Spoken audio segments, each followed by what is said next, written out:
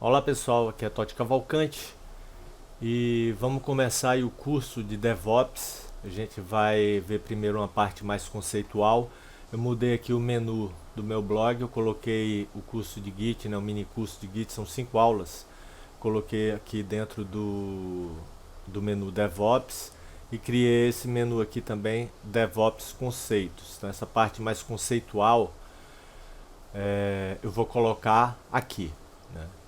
E à medida que eu for criando tutoriais das ferramentas DevOps, aí eu vou colocando, igual eu coloquei aqui o Git, né, que é uma ferramenta de DevOps, de controle de versões. Então vamos começar, né? Antes eu quero deixar aqui o link, como eu sempre faço, da página do Código Fluente no Facebook. Se curtirem o conteúdo, passem lá e deem um joinha. Página do Código Fluente no Pinterest. Meus links de afiliados na Hosting, DigitalOcean e One.com. E a gente pode começar então. O termo DevOps vem da junção das palavras Development e Operations, e é uma prática da engenharia de software. Hoje em dia é uma necessidade praticamente absoluta para empresas de vários setores. Evolução do desenvolvimento de software.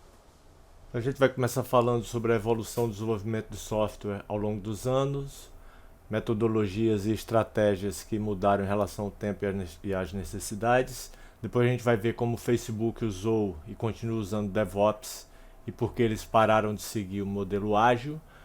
Em seguida a gente vai falar sobre DevOps em detalhes e os diferentes estágios no ciclo de vida do desenvolvimento DevOps. E depois a gente vai ver também algumas ferramentas de DevOps. Metodologias e estratégias tradicionais. Cascata. O modelo em cascata foi o primeiro modelo usado para desenvolvimento de software. Etapas: reunir e documentar requisitos, projetar, codificar e fazer testes unitários, realizar o teste do sistema, executar o teste de aceitação do usuário, corrigir qualquer problema, entregar o produto acabado. Então aqui está o esquema. O software é desenvolvido com a ideia de que vai ficar estável por muitos anos. Com o tempo, as pessoas descobriram que esse modelo era muito lento e os desenvolvedores demoravam muito tempo para desenvolver o software. Às vezes o desenvolvimento era tão lento que na hora em que o software real era entregue, os requisitos do cliente já tinham mudado, e eles não queriam o software da forma como estava. Aí então surge o desenvolvimento ágil. A diferença no ágil é que o software não é entregue de uma só vez, mas dividido em pequenos pedaços de recursos e funcionalidades entregáveis em intervalos fixos, como por exemplo toda semana ou uma vez a cada 2 semanas, com várias iterações. Levantar os recursos da sprint nesses intervalos fixos deu aos usuários finais ou clientes mais satisfação com relação aos progressos alcançados no desenvolvimento, além da flexibilidade para alterar requisitos no meio do caminho, permitindo ao desenvolvedor incorporar os feedbacks dados pelo cliente. Com isso, economiza-se tempo e dinheiro para fazer quaisquer alterações solicitadas. Aqui o esqueminha do modelo ágil.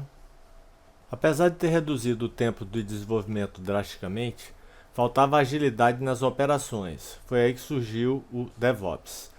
DevOps é a prática de trazer agilidade para ambos, desenvolvimento e operações. Todas as principais empresas começaram a adotar este modelo porque eles perceberam que o desenvolvimento e operações caminhavam de mãos dadas para criar um software de qualidade. Então, vamos entender a necessidade de DevOps com o caso de uso clássico do Facebook. Em 2011, o Facebook lançou vários recursos como linha de tempo, música, Ticker Suddenly, disponível para toda a base de usuários. Essa implementação global causou problemas para eles. O Facebook nessa época tinha cerca de 500 milhões de usuários e a maioria deles eram usuários ativos. Então, quando os usuários perceberam que de repente existiam novas funcionalidades como linha do tempo e música, eles começaram a explorar os recursos usando o Facebook massivamente e intensamente. O alto tráfego do site levou ao colapso do servidor. Por essa razão, houve um impacto negativo para o site. O Facebook caiu em pouquíssimo tempo. Esta foi uma situação catastrófica para uma empresa tão grande. Eles tiveram que descobrir as falhas e incorporar comentários de usuários e clientes. Foi aí que perceberam que deviam fazer mudanças na forma como seus softwares estavam sendo implantados. Surge o que eles chamaram de lançamento escuro, ou Dark Launching. De fato, muitas empresas agora estão usando o Dark Launching. Facebook, Google, Amazon e Netflix são apenas algumas delas. Dark Launching. Dark Launching é uma técnica na qual os recursos são implantados em uma pequena base de usuários. Esta base de usuário é continuamente monitorada e, através do feedback, os recursos são melhorados de forma contínua, desenvolvendo e testando.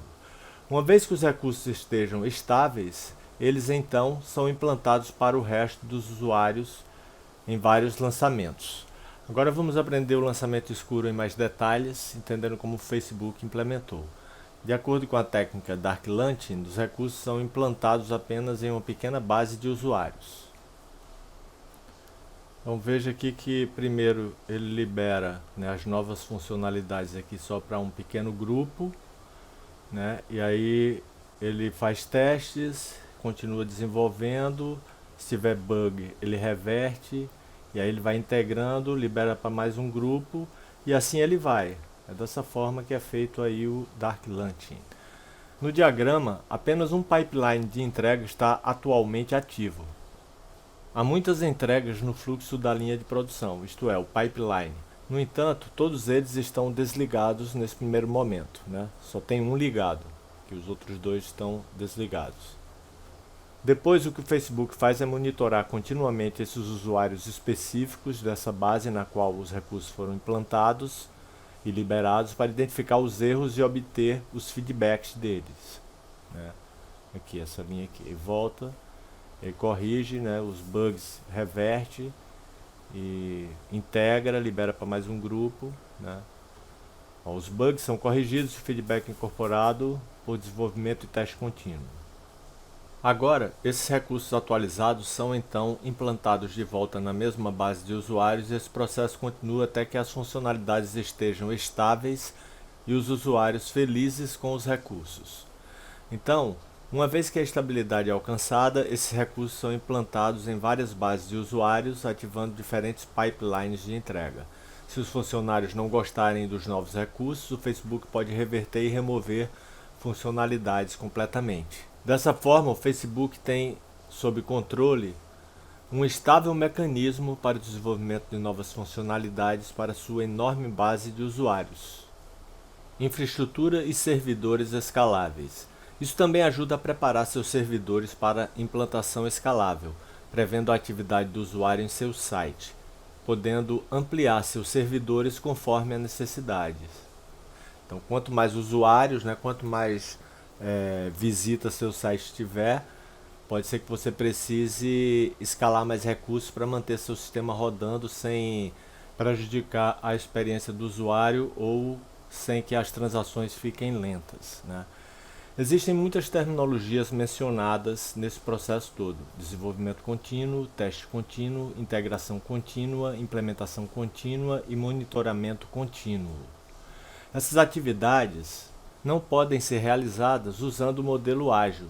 Portanto, a metodologia de integração foi o caminho a seguir. Não é apenas o Facebook que usa esse processo para liberar funcionalidades. O Google, Amazon e Netflix também usam.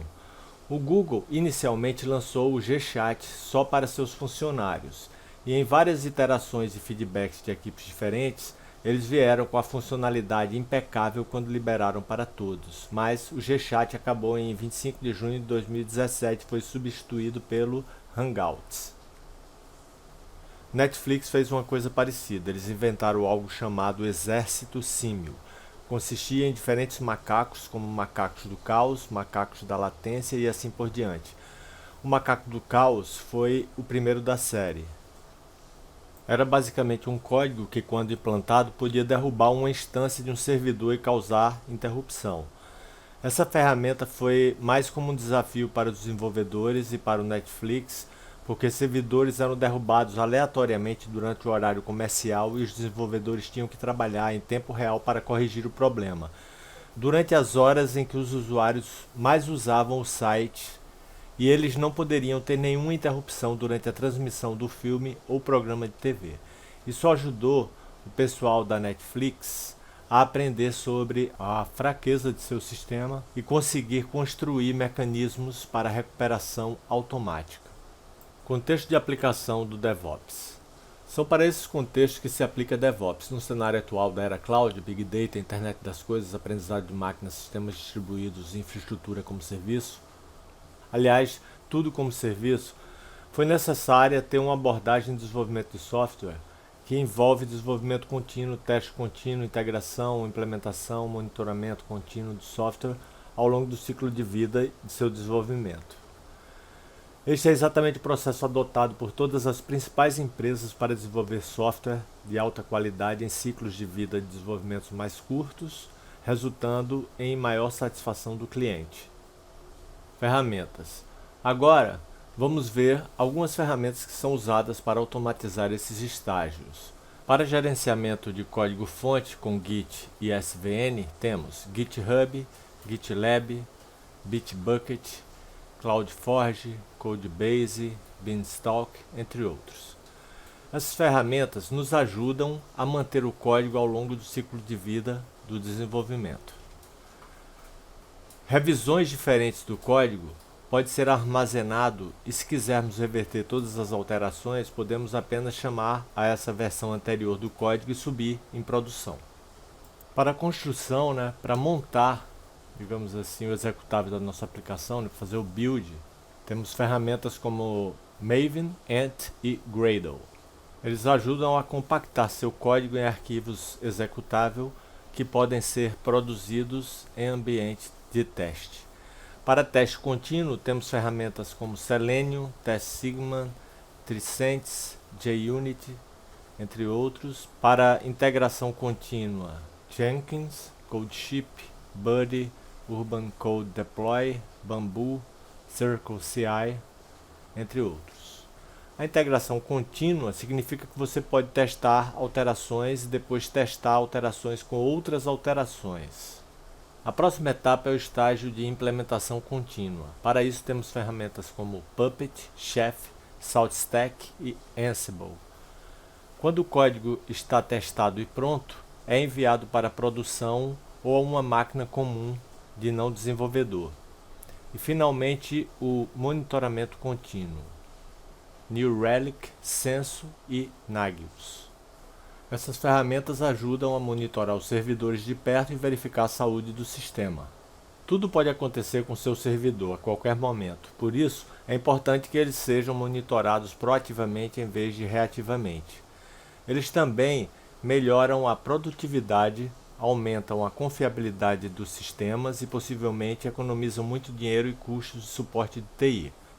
Então, resumindo assim, o que é DevOps é um jeito de fazer software, em que ocorre uma integração maior entre quem cuida da infraestrutura e quem cuida dos códigos, os desenvolvedores e o pessoal de infraestrutura.